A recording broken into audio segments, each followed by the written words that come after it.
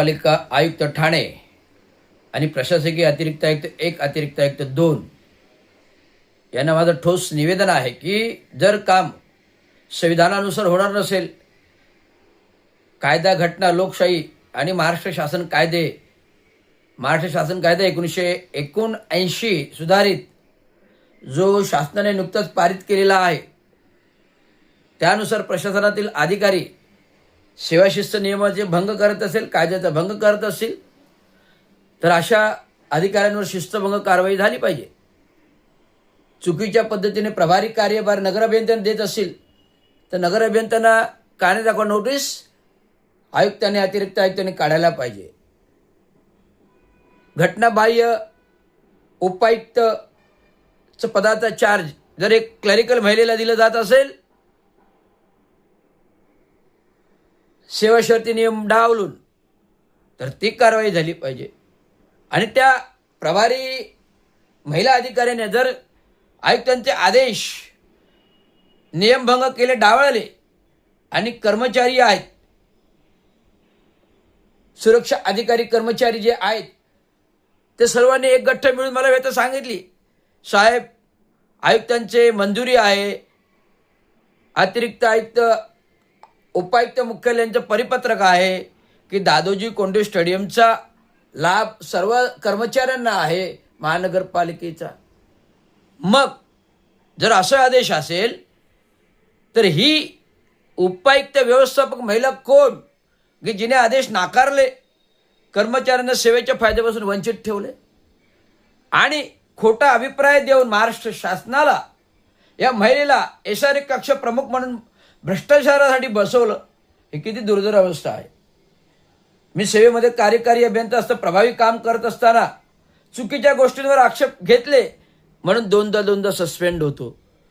अतिक्रमण अधून बांधकाम तोडले म्हणून सस्पेंड होतो. बघा प्रशासनाची कारवाई बघा, माझ्यावर शिस्तभंगाची. जर अनधिकृत बांधकाम आहे, मी राजकीय नेत्यांची तोडली, सस्पेंड. चुकीच्या कामावर आक्षेप घेतला, सस्पेंड. मग जर संविधानिक घटनेनुसार जर एखादा अधिकारी चांगलं प्रामाणिक काम करत आहे, आता जे तुकाराम मुंडे करतायत संविधानिक घटनेनुसार, लोकशाहीनुसार काम करत आहेत, सगळे भंबेरी उडवली सगळ्यांची. मग जर मी करत होतो तर मी सस्पेंड का? आणि ज्यांनी मला लावलं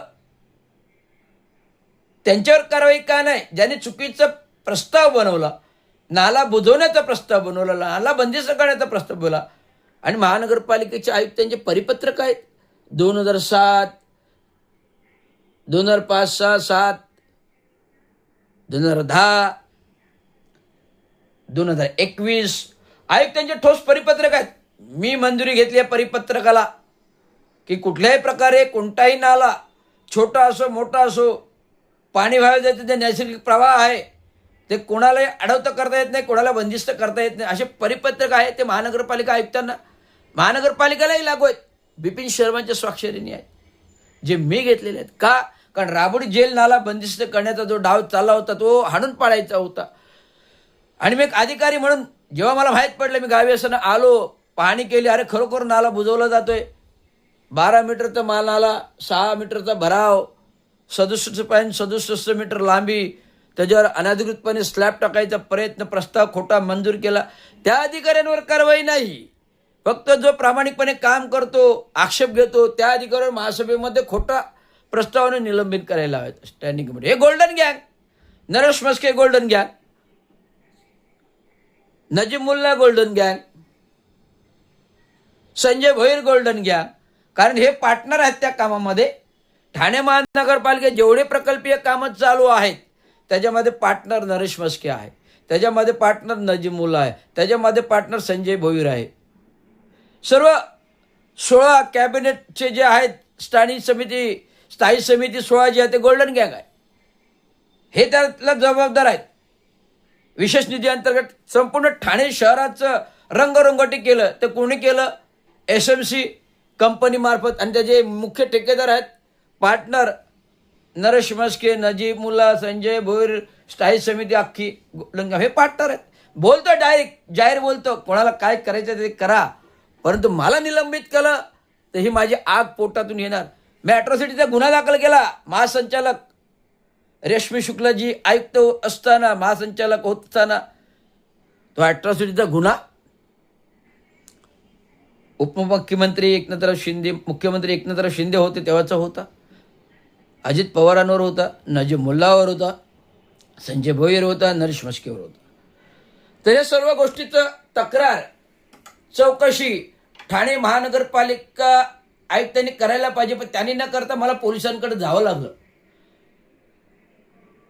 महासंचालक मुंबई यांनी तो चौकशी ठाणे पोलीस आयुक्ताला पाठवली 10 ऑक्टोबर 2024 रोजी. वर्तकनगर प्रभाग समितीमधून मला फोन आला, शिंदे कुठे आहेत, या असं तुमचं काय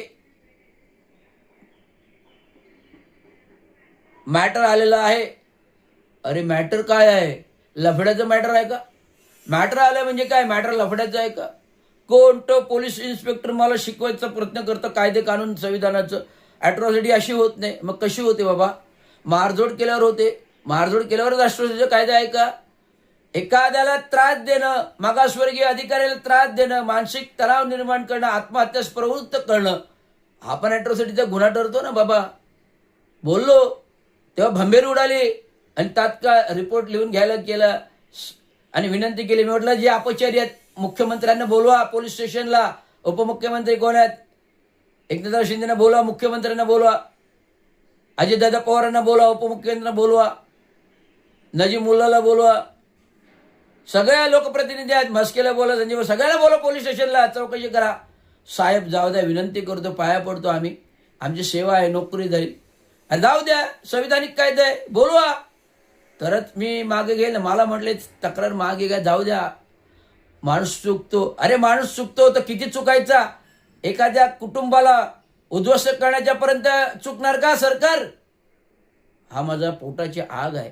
आज मी जर खरोखर आत्महत्या केली असती, आत्महत्या करण्याच्या तयारीत होतो, मानसिक तणावात होतो, जर केली असती तर माझ्या छोट्या मुलीला कोणी बघितलं असतं, बायकोला कोणी बघितलं असतं. ही व्यथा आहे, ही व्यथा आहे, म्हणून ती गाथा आम्ही आता आंदोलनाद्वारे बाहेर काढतो आहे.